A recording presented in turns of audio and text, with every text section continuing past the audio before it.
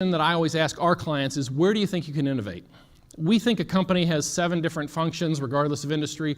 You can argue with me, I don't care. Maybe you think there's 5, maybe you think your industry is different, maybe you think there's 8, I don't know. The more important thing to me is that you have some rubric by which you look at how you create value for your clients and for your customers. Because we tend to get locked into what's a job title, what's a department title, instead of thinking about what is the functional activity that creates value for a client or a customer or a stakeholder. And when we work with clients, we encourage them to go through this exercise and say, okay, let's look at each one of these. Which of these are you great at? Which of these are you not great at? And which are you terrible at? Because the reality is, there is no firm that's great at everything. There's not one. You can come up to me and argue with me, but there's not one firm that's great at all this.